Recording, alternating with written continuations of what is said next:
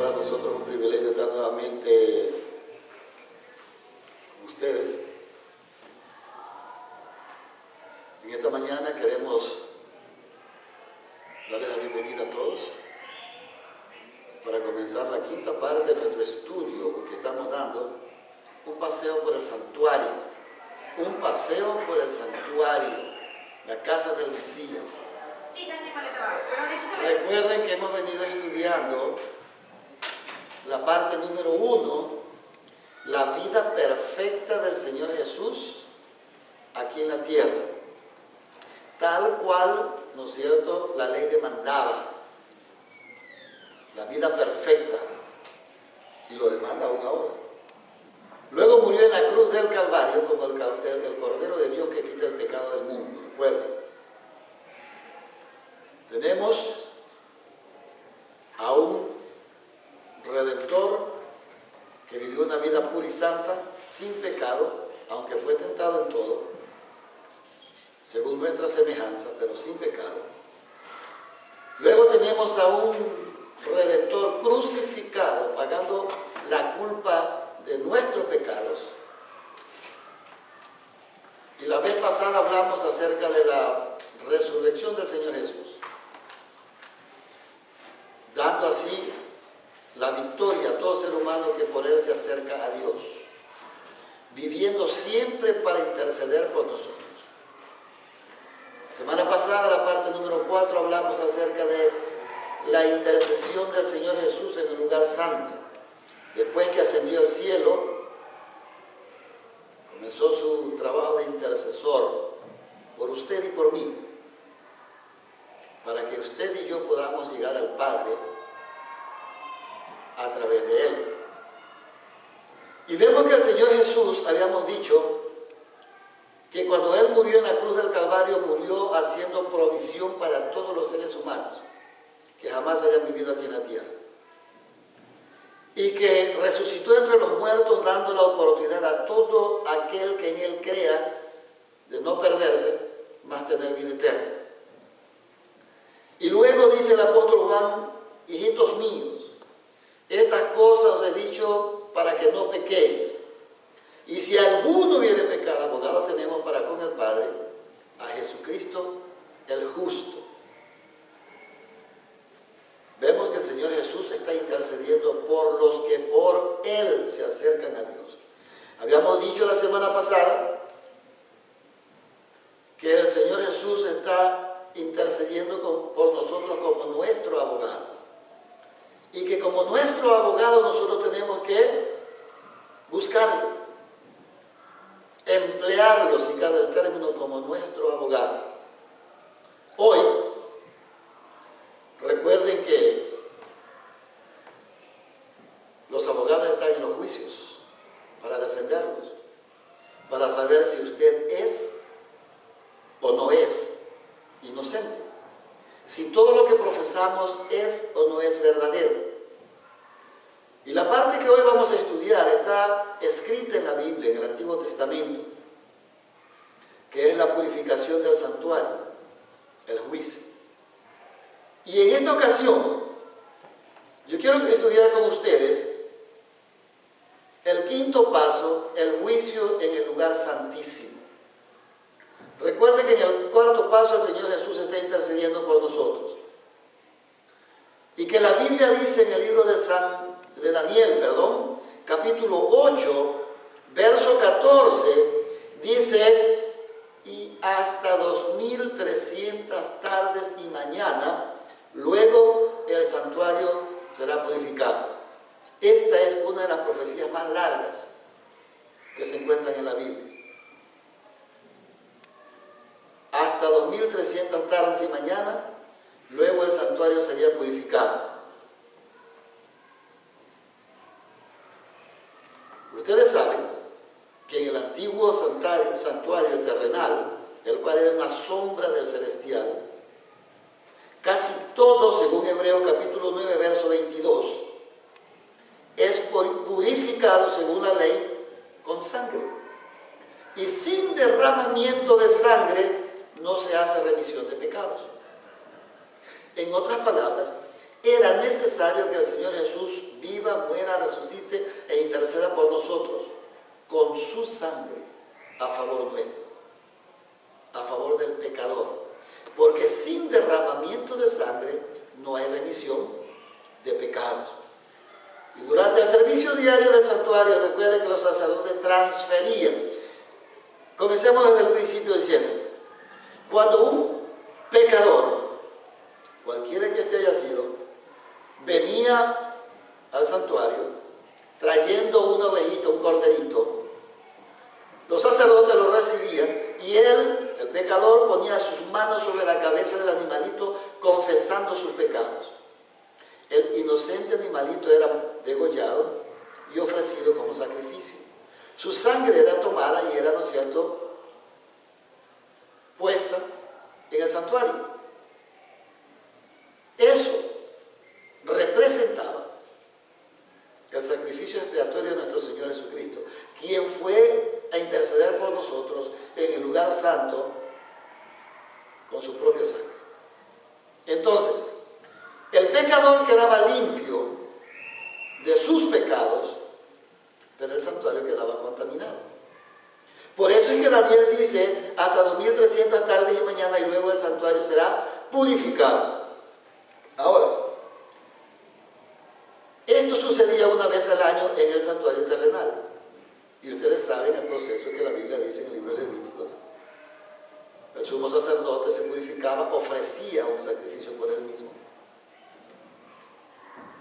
Y según lo que se entiende, el sacerdote era acompañado en las noches, una noche antes de oficiar la purificación del santuario, para que no durmiese y entrase en tentación o un sueño. Tenía que ser puro. Entraba con la sangre de un cordero que no era la suya. Cristo entró con la sangre suya, de él mismo, por nosotros. Entonces, según Hebreos, veamos el libro de Hebreos, capítulo 9, versos 22 y 23, por favor, abra su Biblia conmigo, Hebreos. Es importante que tengamos en cuenta que lo que vamos a decir está en la Biblia. Y si está en la Biblia, es porque Dios quiere que usted lo sepa. Y si está en la Biblia, es porque es importante para su salvación y para mi salvación, para la salvación de todos. El libro de Hebreos, capítulo 9, verso 22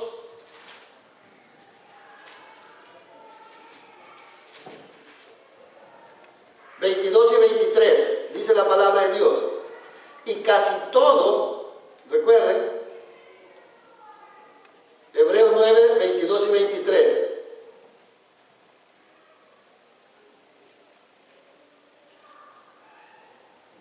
Y casi todo es purificado en el santuario terrenal, según la sangre, según la ley, con sangre. No con sangre de cualquier animal, tenía que ser perfecto, recuerden, eso hemos venido estudiando. Y sin derramamiento de sangre no se hace remisión de pecados. Versículo 23.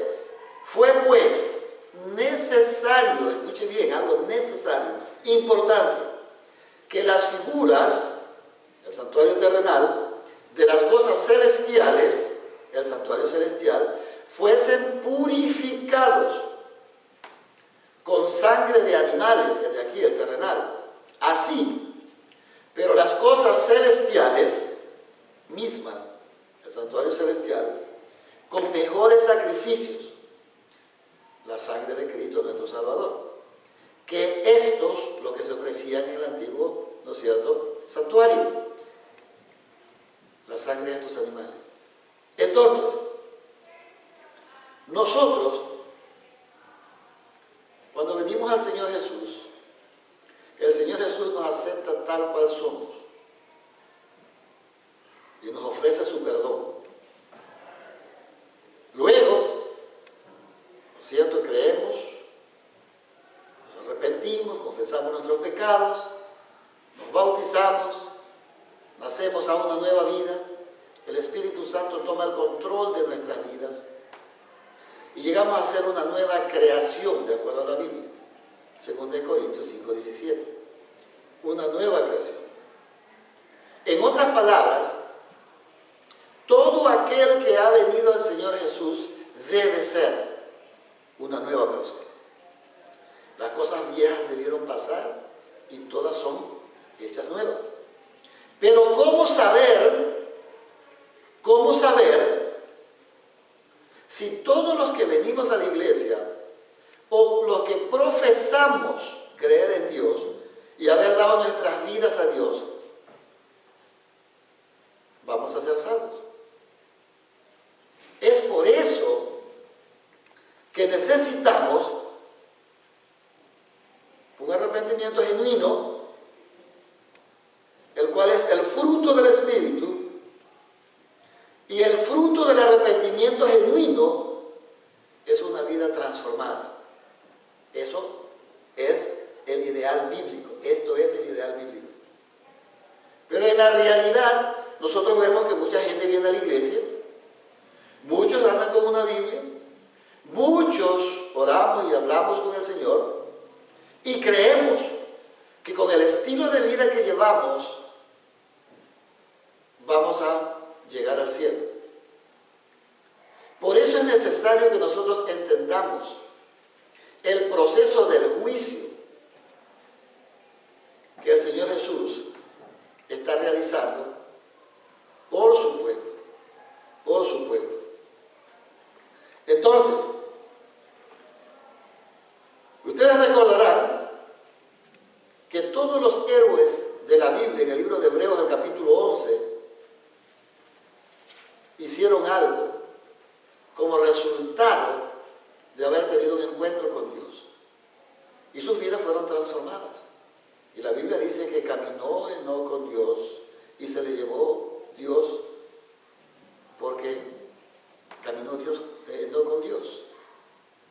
Entonces, muchos dirán, somos salvos por gracia a través de la fe. Y eso es verdad, se encuentra en la Biblia, en el libro de Efesios capítulo 2, versos 8 al 10. Pero seremos juzgados por las obras. ¿Cómo puede ser posible? Si yo voy a ser salvo por gracia, de acuerdo a la Biblia, ¿cómo es que yo voy a ser juzgado por las obras? Bueno, eso es lo que vamos a estudiar hoy. Eso es lo que vamos a averiguar hoy. Porque es importante que nosotros comprendamos que los que nos llamamos cristianos o los que han entregado su vida o hemos entregado nuestras vidas a Dios, hemos pasado de muerte a vida. Y que la Biblia dice que por sus frutos los conoceréis.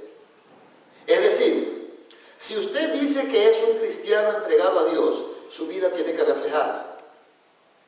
Sus acciones tienen que demostrarlo. Su relación con los demás tiene que demostrarlo. Tiene que decir que usted es el templo del Espíritu Santo y que las cosas que hace las hace porque Dios lo dirige. ¿Estamos claros? Entonces, seremos juzgados por las obras, pues las obras demuestran si nuestra fe es genuina o no es genuina. Y déjenme clarificar. Nosotros no hacemos obras para ser salvos. Las obras se hacen porque ya somos salvos. Las obras son el resultado. Cuando hablamos de las obras, que está hablando la Biblia aquí, que seremos juzgados, para el cristiano, para el que ha entregado su vida a Dios, son el resultado de su caminar con Dios. Los frutos del Espíritu: gozo, paz, paciencia, benignidad, bondad, fe, templanza, dominio propio, etc. Pero también están las obras de la carne, que son borracheras, adulterio, fornicación, mentira, lascivia, etcétera, etcétera. Es decir, ¿cómo podemos diferenciar aquel que ha entregado su vida a Dios y aquel que todavía no la ha entregado? Por su estilo de vida. Aquel que camina con Dios tiene un estilo de vida diferente de aquel que no. Pero déjeme decirle una cosa. Todos, dice el apóstol Pablo, hemos andado en ese estilo de vida, de la carne. Hasta el día que Dios llamó a nuestra atención, escuchamos su voz, entregamos nuestros corazones a Él. Y ahora Él Él nos ha perdonado, no tomándonos en cuenta nuestra vida pasada, nos dio a nosotros el privilegio de ser reconciliados con Dios. Pero vuelvo y digo, en la iglesia o en las iglesias, nosotros vemos que hay personas que dejan mucho que desear. Pero cuando usted les pregunta, ellos dicen que son cristianos, que son creyentes en Dios y que Dios dirige sus vidas. Recuerden, por sus frutos los conoceréis. Entonces, ¿cuál es la promesa de Dios? La promesa de Dios es la siguiente. ¿Por qué decimos que seremos juzgados por obra? Y vamos a leer, vamos a analizar todo esto. Apocalipsis capítulo 22, verso 12. Apocalipsis 22, verso 12. La Biblia dice, 22, 12. He aquí yo vengo pronto, y mi galardón conmigo, para recompensar a cada uno según sea su obra. Es importante notar que cuando el Señor Jesús murió en la cruz del Calvario, hizo provisión para todos los seres humanos que jamás hayan vivido aquí en la tierra. Todos podemos ser salvos. Que todos vayamos a ser salvos depende de usted y de mí. Que aceptemos la invitación y lo que Dios proveyó para nuestra salvación. Ahora, Él dice que vino a buscar y a salvar lo que se había perdido. Una vez que lo encontró, le dio la oportunidad de ser reconciliado con Dios. Pero dice acá que cuando Él venga, Él ya nada tiene que ver con el pecado ni con la muerte. La muerte se olvida en victoria. Los muertos en Cristo resucitarán primero. Y luego dice, y mi galardón conmigo para recompensar a cada uno según sea su obra. ¿Por qué es importante notar esto? Porque si nuestras obras no reflejan la obra del Espíritu Santo en el proceso de la santificación, que es la implantación del carácter de Cristo en la vida del individuo, quiere decir que entonces necesito analizar mi vida porque no estoy yendo por el camino correcto. Si mi estilo de vida no va de acuerdo con lo que la Biblia dice o lo que yo he creído en la Biblia, algo anda mal. Mateo 16, 27 dice, porque el Hijo del Hombre vendrá en la gloria de su Padre con sus ángeles y entonces pagará a cada uno conforme a sus obras. Nuevamente, Mateo 12, 36 dice, mas yo os digo que de toda palabra ociosa que hablen los hombres, de ellas serán juzgados, o de ella darán cuenta en el día del juicio. Va a haber un juicio. Según la Biblia, está en proceso. Cuando terminó la profecía que dice hasta 2300 tardes y mañanas, el Señor Jesús dejó de interceder por nosotros en el lugar santo y pasó a interceder en el lugar santísimo. Y sigue, ¿no es cierto?, ahora la obra del juicio. Si ustedes van conmigo y analizan el mensaje de los tres ángeles, en Apocalipsis, nosotros encontramos que el mensaje del ángel que está predicando el Evangelio está diciendo, temed a Dios y darle gloria porque la hora de su juicio ha llegado. Pero el ángel antes de eso, en el versículo 6, 14:6, San Juan 14:6 dice, y vi otro ángel, dice el apóstol Juan, volando en medio de los cielos, teniendo el evangelio eterno para ser predicado a toda nación, tribu, lengua y pueblo. O sea, el evangelio comenzó a ser predicado. Nuevamente ustedes saben que después de la edad oscura, la gente estaba prohibido tener una Biblia. El evangelio comenzó a ser predicado otra vez. ser predicado a toda nación, tribu, lengua y pueblo. Pero a la vez el mensaje va con un mensaje más añadido que dice: temed a Dios y dadle gloria, porque la hora de su juicio ha llegado. Es decir, Dios intercede por nosotros porque mientras se predica el Evangelio hay oportunidad de salvación. Pero el juicio está llevándose a cabo. El juicio está llevándose a cabo. La Biblia dice en Mateo 12:37, porque por tus palabras serás justificado y por tus palabras serás condenado. Es decir, que si usted y yo, Dios no lo permita, llegásemos a perdernos y no recibir la salvación gratuita que Dios nos ofrece, no depende de Dios, depende de mí, de que yo haya aceptado o no la invitación a ser salvo en el Señor Jesús.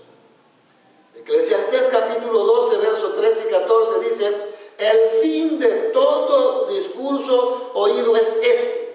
El mismo mensaje prácticamente que el ángel de Apocalipsis 14, 6 y 7 está predicando. Teme a Dios y guarda sus mandamientos, porque esto es el todo del hombre, temer a Dios y guardar sus mandamientos. Porque Dios traerá toda obra a juicio, juntamente con toda cosa encubierta, sea buena o sea mala. En otras palabras, nos están viendo. No hay nada oculto para el ojo de Dios. Nos están viendo. Así que es tiempo de cambiar. Es tiempo de buscar ayuda. Y la ayuda está en Jesús. San Juan 15, un capítulo precioso. Dice: separados de mí nada podéis hacer. Es importante entonces notar que todos los seres humanos necesitamos una reforma en nuestras vidas.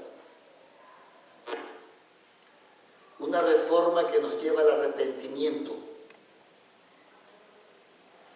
Una reforma que nos lleva a odiar lo que amábamos cuando estábamos sin Cristo. Y que nos lleva a amar lo que odiábamos cuando no estábamos con Cristo. Y escuché la triste historia de alguien, de una señora, que estaba muy enferma.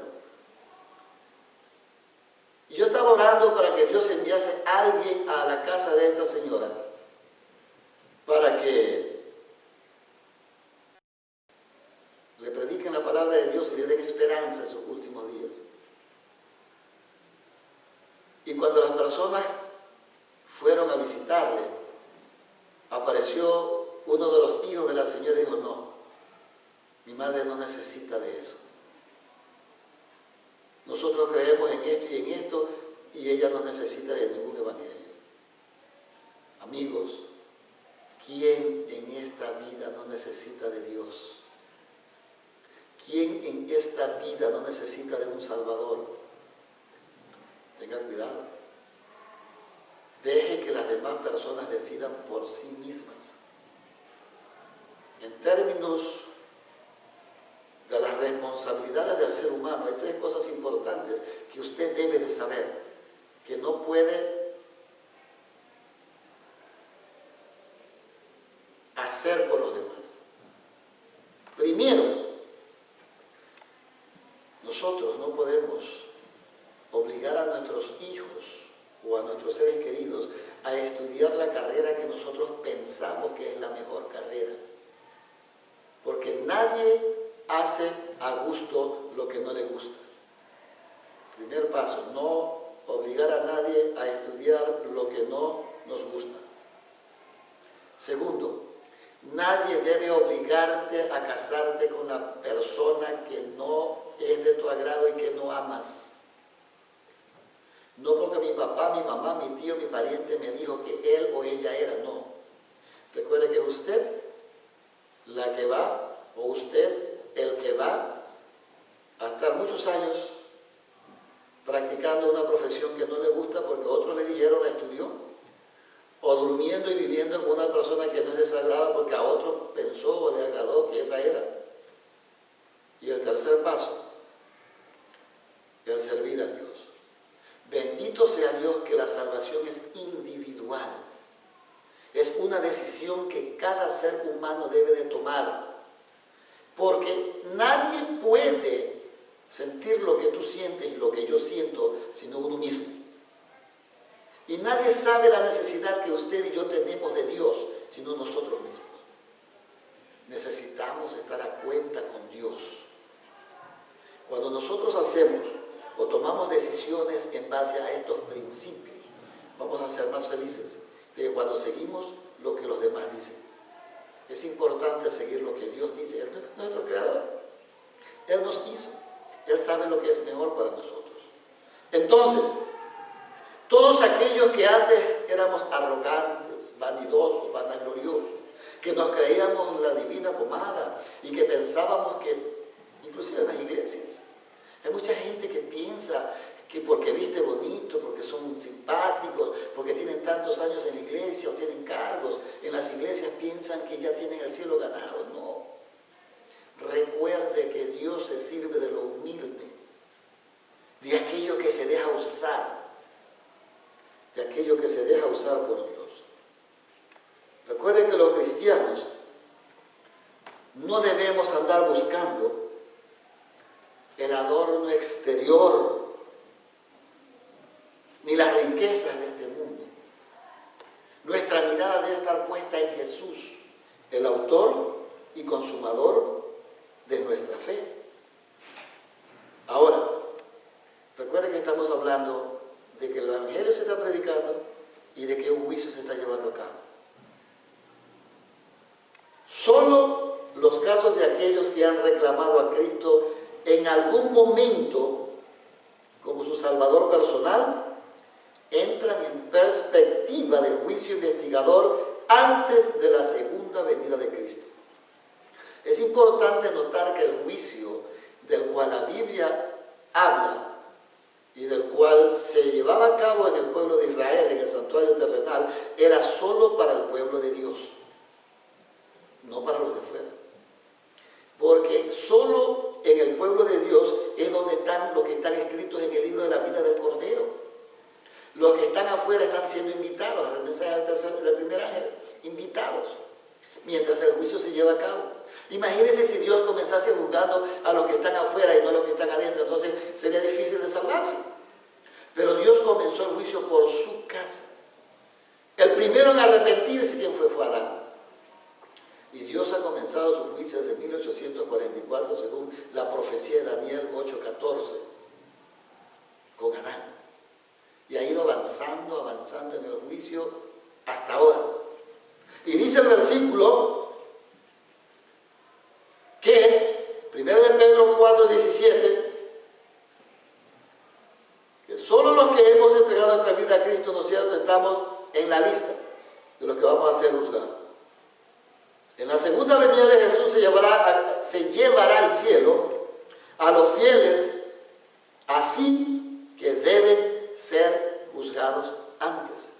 El apóstol Pablo dice que cuando Cristo venga, sonará la trompeta y los muertos en Cristo resucitarán primero. Y luego dice, nosotros los que vivamos, los que hayamos quedado vivos, seremos arrebatados juntamente con Él en las nubes de los cielos. Y así estaremos con el Señor, o esperando al Señor en las nubes de los cielos, y estaremos para siempre con el Señor.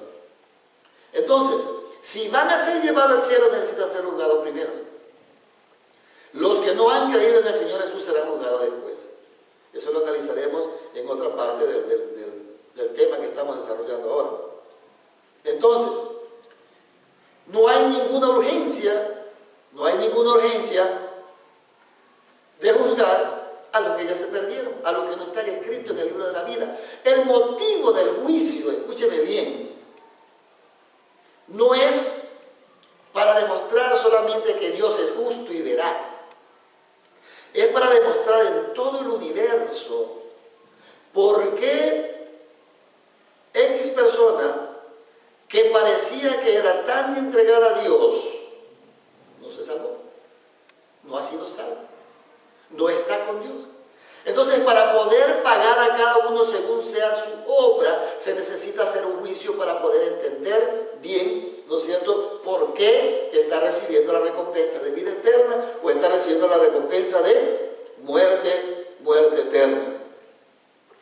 Porque es tiempo, dice el apóstol Pedro, en 1 Pedro 4:17, de que el juicio comience por la casa de Dios. Lo dice la Biblia. Y si está escrito en la Biblia, yo lo creo. Y si primero comienza por nosotros, dice el apóstol Pedro, ¿cuál será el fin de aquellos que no obedecen el Evangelio de Dios? Aquellos que piensan que el Evangelio no es bueno. Aquellos que desprecian y maltratan a los que llevan la palabra de buena nueva, de salvación, a los que lo necesitan. Una cosa interesante de esto es que Dios jamás va a obligar a nadie a que lo siga. Ni en el cielo va a estar nadie por obligación. 1 Timoteo 3:15 dice, para que si tardo, dice el apóstol Pablo a Timoteo, sepas cómo debes conducirte en la casa de Dios. Eso es cómo sepas conducirte, está hablando del estilo de vida.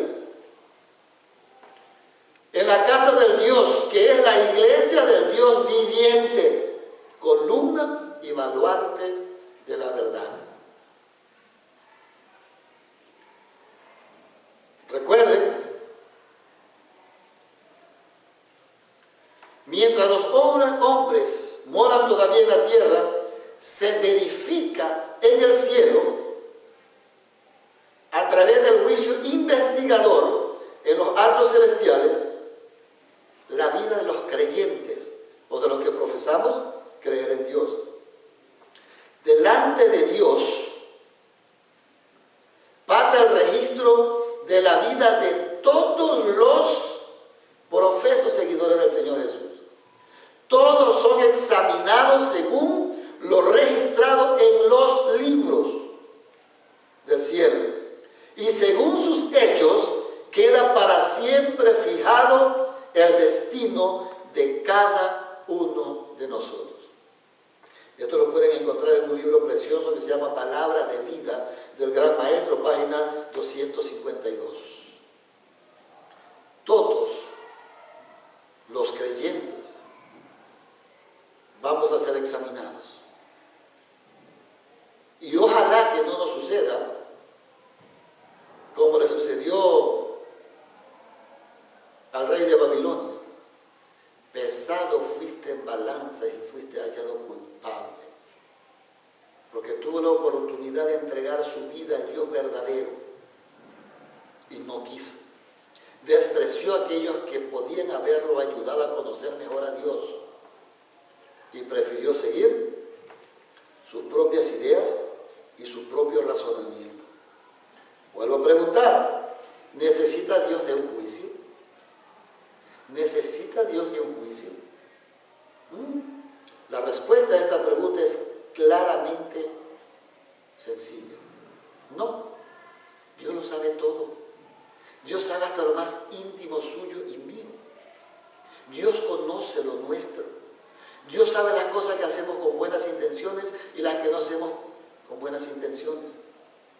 Dios conoce muy bien la condición de todos los que profesan su nombre y no necesita que se le informe acerca de aquello, en cuanto a quién se arrepintió de verdad y quién no, porque Dios lo conoce.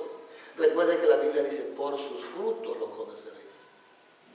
Si usted está acostumbrado a ir a la iglesia y a adorar a Dios, y después que sale de la iglesia su vida es completamente un desastre, no hay una diferencia en su vida de afuera con su vida religiosa, póngale cuidado, algo está mal. El juicio es para el beneficio del universo y para beneficio de aquellos que van a estar cuestionando, pero si yo vi a fulano, que predicaba bonito, que hablaba bonito, si era bueno. Y recuerde que la Biblia dice que no hay uno solo que sea bueno. Hay creyentes genuinos y hay creyentes falsos. Y el universo debe entender que Dios ha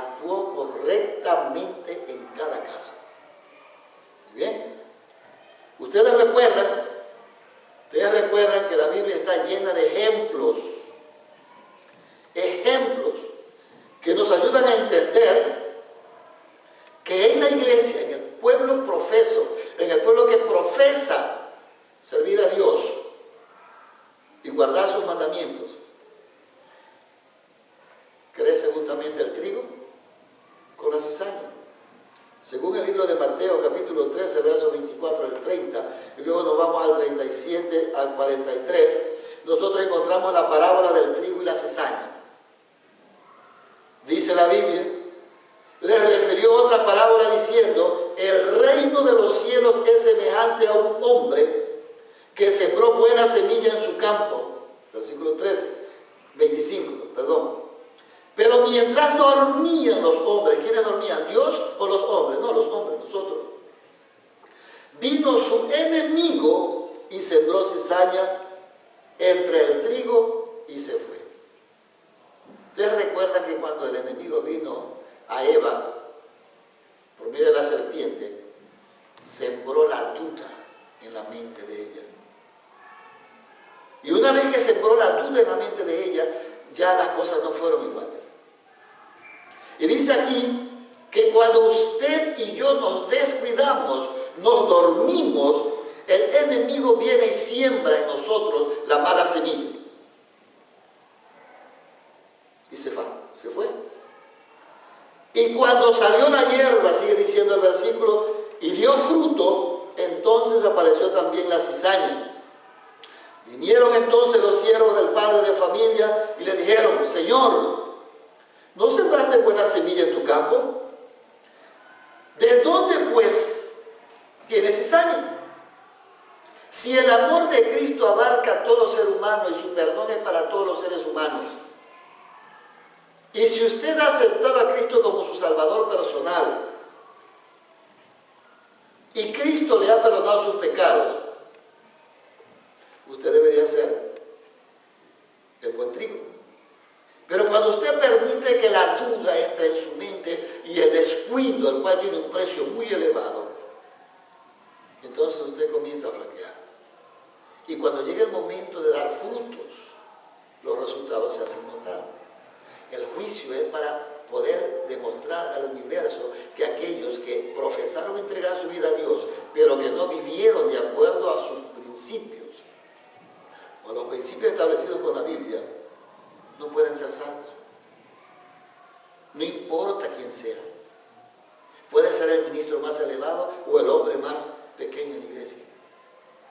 Solo somos salvos cuando estamos permaneciendo en Cristo. Así lo dice la Biblia en el libro de San Juan. ¿Hay trigo y cizaña en la iglesia? Sí. La Biblia lo demuestra muchas veces. Por ejemplo, hay otra parte en la Biblia que habla acerca de la red del Evangelio, que reúne peces buenos y malos. ¿Usted ha visto alguna vez a alguien pescando?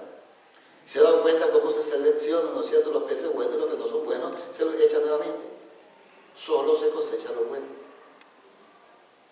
La iglesia tiene vírgenes sabias y vírgenes imprudentes, ¿sí? Y las dos están creciendo. Las dos tienen la Biblia, la luz, la lámpara, las dos tienen el Espíritu Santo, pero comienza el descuido de una parte y la única forma es cuando usted, ¿no es cierto?, ya está al final. Pero hay que prestar atención a eso. Entre aquellos que profesan el nombre de Jesús están aquellos que dicen, Señor, Señor, pero son obradores de maldad. ¿Quiere verlo? Vamos al libro de Mateo. El libro de San Mateo, capítulo 7. Por favor, libro de San Mateo, capítulo 7. Vamos a leer los versos 21 y 23. San Mateo 7, permítanme un ratito buscar aquí. 21 y 23. Miren lo que dice. No todo el que me dice Señor, Señor, entrará en el reino de los cielos, sino el que hace la voluntad de mi Padre que está en el cielo. Muchos me dirán aquel día cuando Cristo venga por segunda vez, Señor, Señor, ¿no profetizamos en tu nombre? Y en tu nombre echamos fuera demonios, y en tu nombre hicimos muchos milagros. Entonces les declararé, dice el Señor, nunca os conocí. Apartaos de mí, hacedores de maldad. En la Biblia que yo tengo aquí en inglés dice, apartaos de mí, gente que no guarda la ley, gente que no le importa los mandamientos de Dios, gente que no le interesa prestar atención que la ley es la que nos lleva a Cristo. Aquí dice, depart from me lawlessness. Hacedores de maldad, se lo puede traducir en algunas partes, pero es aquellos que pretenden servir a Dios, pero no quieren guardar su ley.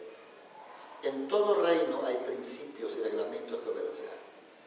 Y en el reino eterno de Dios, el cual es por los siglos de los siglos, hay una ley inmutable, que la paga de quebrantar esa ley es la muerte. Pero que la dádiva de Dios en Cristo Jesús es vida eterna. Recuerden, en la iglesia están aquellos que tienen apariencia de piedad y aquellos que son verdaderamente piadosos. La Biblia nos enseña la Biblia no enseña una vez perdonados, siempre perdonados. Busque el libro de Ezequiel, el capítulo 33, versos 12 al 16. Y la historia de los deudores, recuerden Mateo 18, 25, 23 al 35.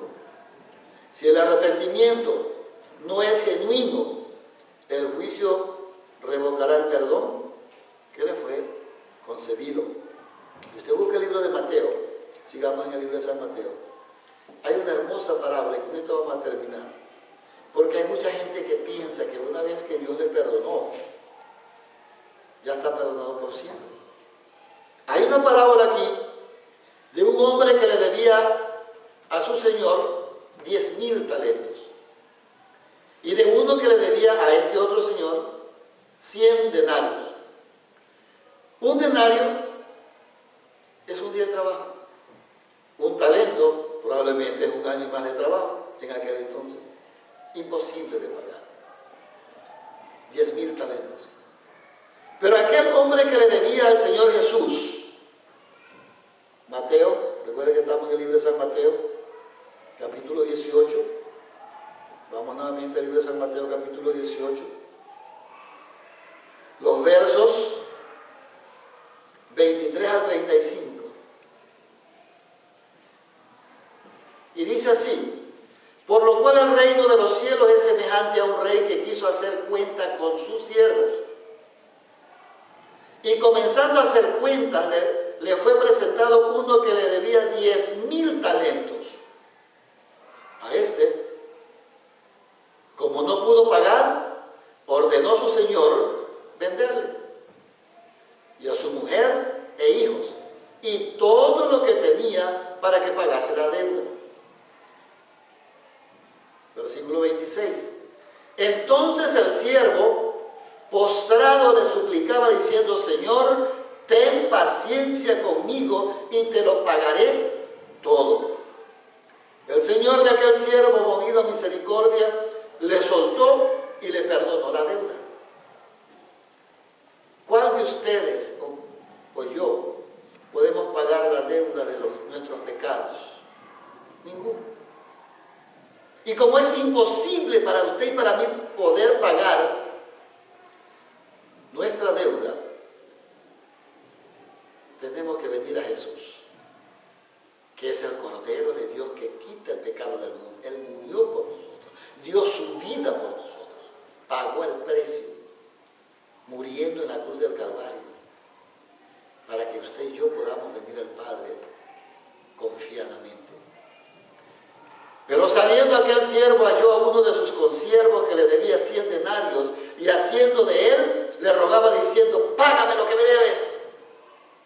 Entonces su consiervo, postrándose a sus pies, le rogaba diciendo: ten paciencia conmigo y yo te lo pagaré todo. Mas él no quiso, sino fue y le echó en la cárcel hasta que pagase la deuda.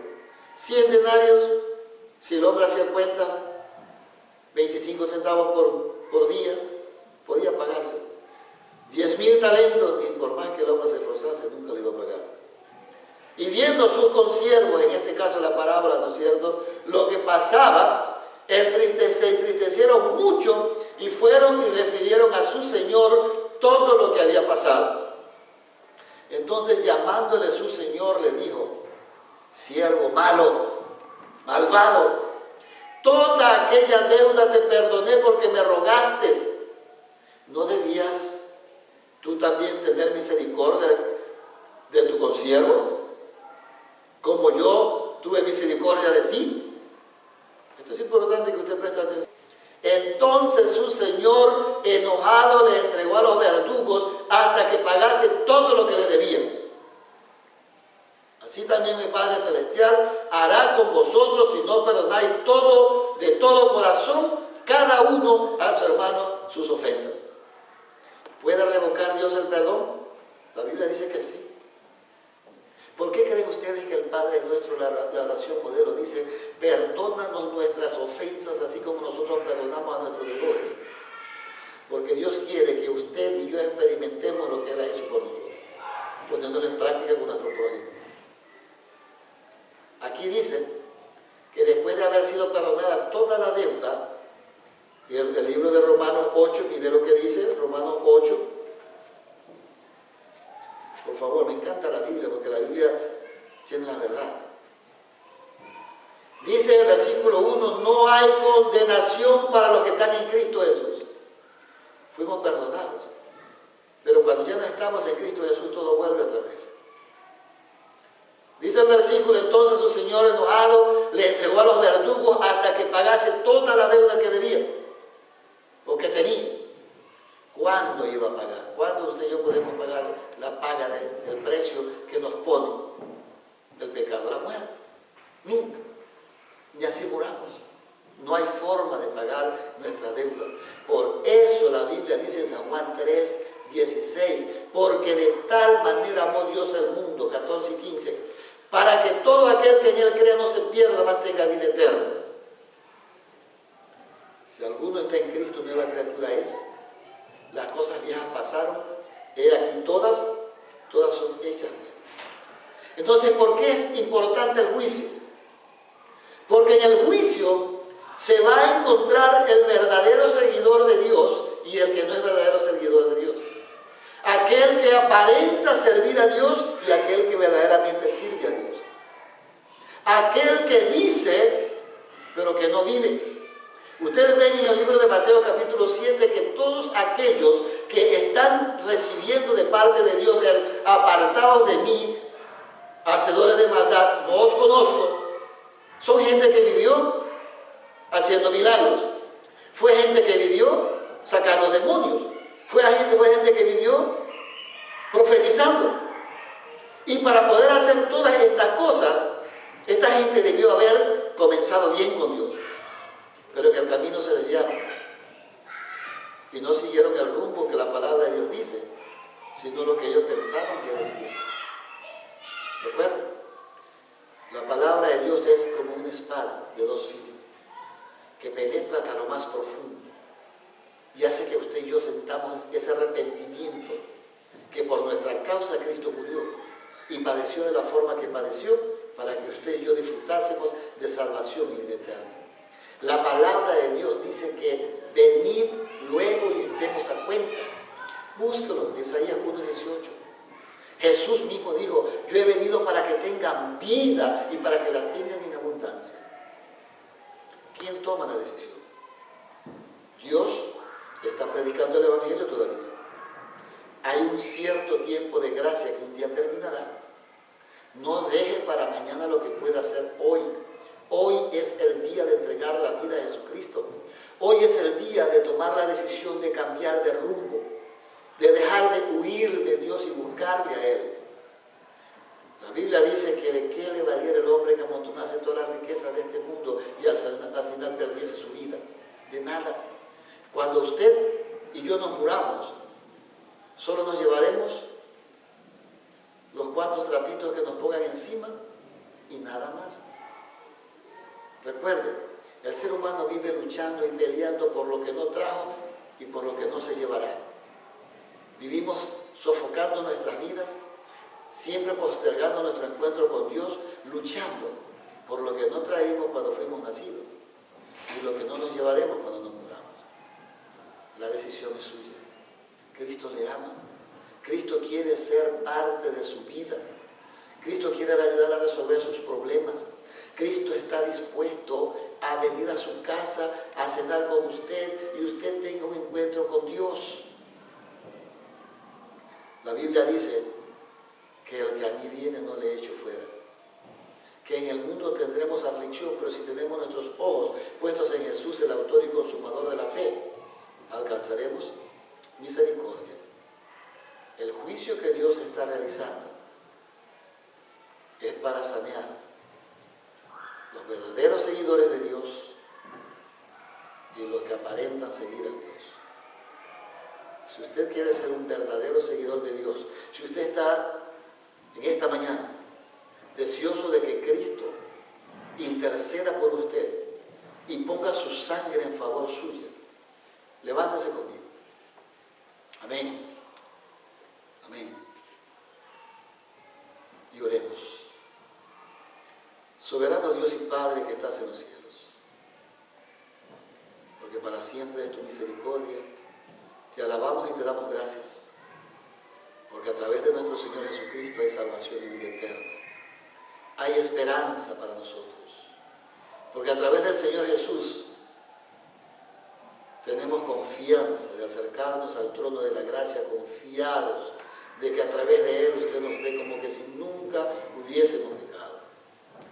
Nuestro Padre y nuestro Dios, perdone nuestros pecados.